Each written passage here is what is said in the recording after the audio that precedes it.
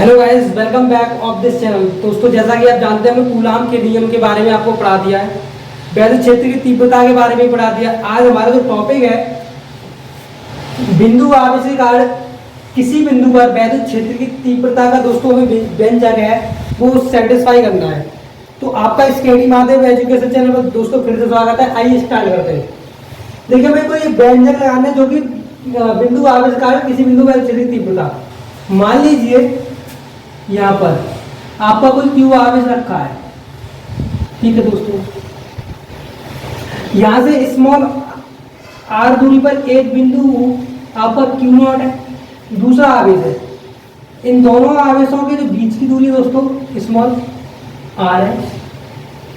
माना कि हमें इस बिंदु पर यहाँ एक बिंदु पी स्थित है जिस पर हमें वैद्युत क्षेत्र की तीव्रता दोस्तों कैलकुलेट करनी है। देखिए दोस्तों, आप लोग जानते हैं कि जहां पर दो आवेश होते हैं वहां पर बल लगता है, यानी यह बल इस आवेश पर बल लगाएगा, यह बल, यह वाला आवेश इस आवेश पर बल लगाएगा। यह आवेश हमारा कूलाम के नियम के द्वारा पता हो चुका है, यानी यह वाला आवेश इस आवेश पर बल लगाएगा। तो हम लिखते हैं कि माना एक बिंदु, हम देखिए लिखेंगे नहीं बोर्ड पर, इसको बताते रहे। माना एक बिंदु आवेश क्यू है जिससे स्मॉल आर दूरी पर एक बिंदु आवेश क्यू नॉट स्थित है। उस क्यू नॉट आवेश पर एक बिंदु पी स्थित है जिस पर हमें वैद्युत क्षेत्र की तीव्रता ज्ञात करनी है। अब दोस्तों, वैद्युत क्षेत्र की तीव्रता ज्ञात करने से पहले आपको पता है कि हमें कूलाम ने एक बात बताई थी कि अगर आपके पास दो आवेश है, अगर एक पहला आवेश जैसे आपका प्लस क्यू है और दूसरा माइनस क्यू है, तो इन दोनों के बीच भी बल लगता है। अगर दोनों आवेश प्लस के और दूसरा भी प्लस का, इन दोनों आवेश के बीच भी बल लगता है, तो यहाँ पर एक बल लगता है। अब यहाँ पर आकर्षण का बल लगेगा दोस्तों। हर एक लेक्चर में बताया मैंने आपको आकर्षण, क्योंकि यहाँ पर जातियां अलग अलग हैं, यहाँ पर प्रतिकर्षण का बल लगेगा दोस्तों, क्योंकि जातियां एक जैसी हैं। तो यहाँ पर भी एक बल लगेगा।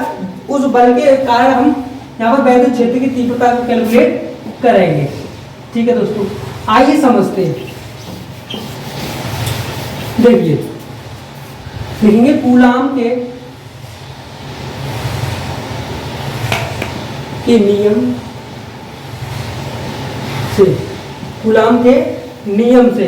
अब कूलाम के नियम से क्या है, जैसे कि F is equal to 1/4 pi epsilon naught और Q1 Q0 बटे आर स्क्वायर। यहाँ पर समीकरण फंस देंगे, यानी इस आवेश के कारण दोस्तों, इस आवेश के कारण इस पर आपका क्या लगेगा, एक बल लगेगा।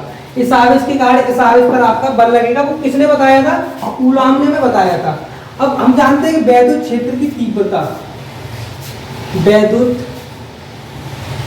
क्षेत्र की तीव्रता, यहाँ पर एक परावैद्युतांक के आता है, जब परावैद्युतांक के बोलते हैं। वैद्युत क्षेत्र की तीव्रता का फॉर्मूला होता है E equal to F upon Q naught. E बराबर F अपॉन क्यू नॉट होता है दोस्तों। अब F अपॉन क्यू नॉट होता है, तो अब ये हमारा समीकरण नंबर फर्स्ट है, ये हमारा समीकरण नंबर आप सेकंड रख लीजिए। अब समीकरण फर्स्ट लिखेंगे,